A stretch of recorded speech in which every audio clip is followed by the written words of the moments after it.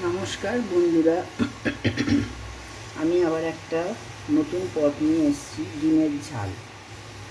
আমার এখানে ডিমটাকে ভেজে রেখে দিয়েছি, আর ডিমটাকে আধঘানা করে নিয়ে ভেজেছি, আর এখানে পেঁয়াজ ভেজে রেখেছি।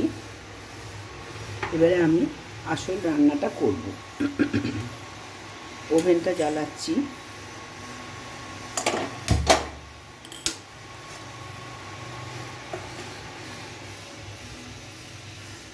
এতে 5 ফোড়ন আর কাঁচা লঙ্কা ফোড়ন দিলাম।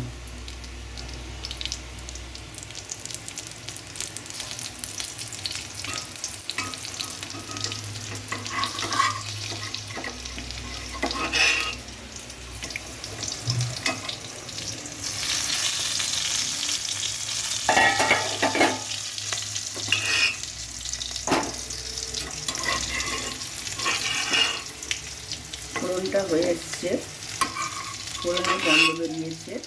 আমি এবারে এতে এই আলুগুলো ছেড়ে দিচ্ছি তেলের উপর। আলুগুলো আমার সেদ্ধ করা আছে, খুব তাড়াতাড়ি হয়ে যাবে রান্না।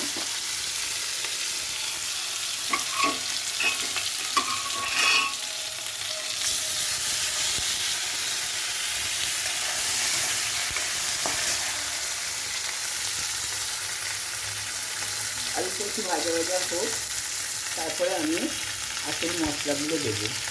আমার এইখানে এইটাতে সর্ষে, পোস্ত,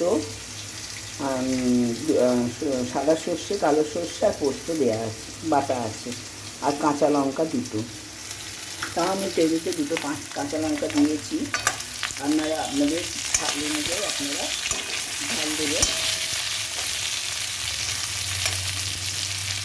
আলুটাকে একটু ভেজে নিয়ে তারপরে আমি সর্ষে পোস্তটা দেবো।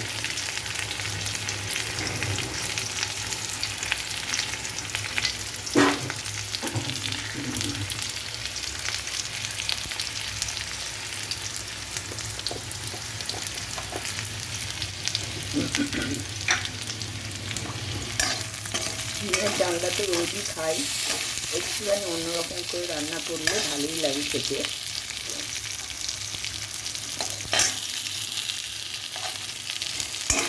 আঁচটা বাড়িয়ে দিলাম, তাড়াতাড়ি করে আলুটা ভেজে নিই।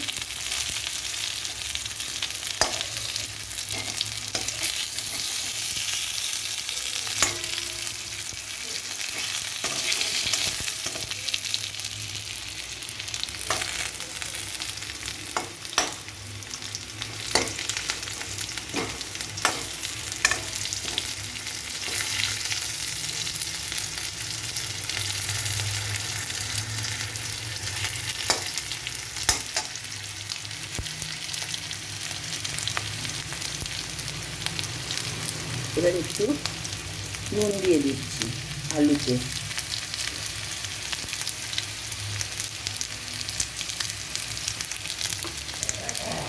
তারপরে হলুদ দিয়ে দিলাম।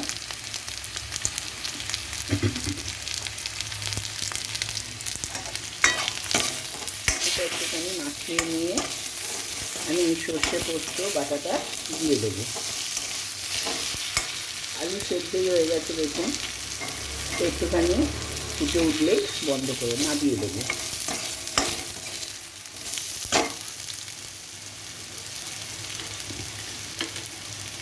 রোজই একঘেয়েমি খাওয়া খেতে খেতে একটুখানি যদি স্বাদ বদল করা যায়, তাই একটুখানি পাল্টে দিলাম। এবারে আমি এই সর্ষে পোস্ত ঢেলে দিলাম।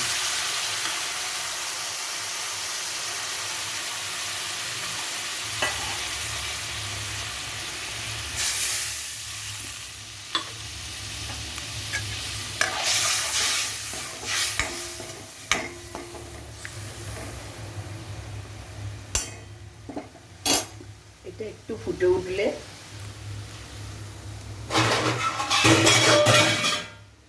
আমি এই ডিমটা, আর এখানে পেঁয়াজ ভাজা রয়েছে, আর এখানে ধনেপাতা কুচানো রয়েছে, আমি এইগুলোকে দিয়ে দেবো, দিয়ে নামিয়ে দেবো।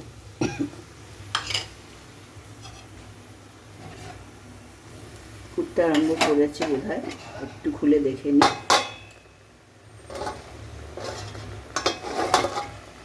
ফুটতে আরম্ভ করেছে।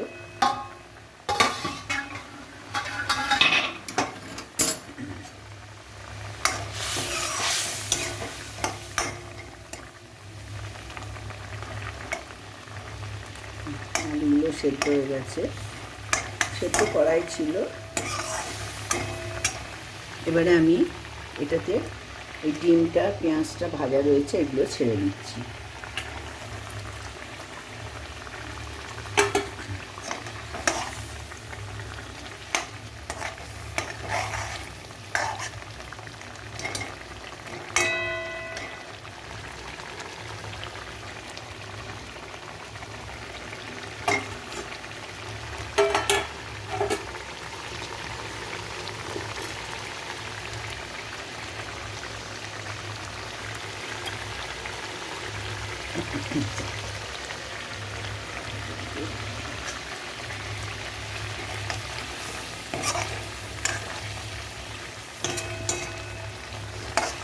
একটা সুন্দর গন্ধ বেরোচ্ছে।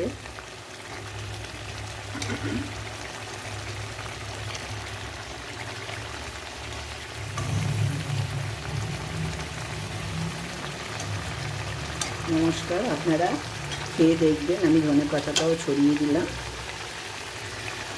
খেয়ে দেখবেন, আমার মনে হয় একই রকম খাবার খেতে খেতে একটু মুখটা স্বাদ বদল হবে। আপনারা করে দেখবেন, লাইক করবেন। নমস্কার।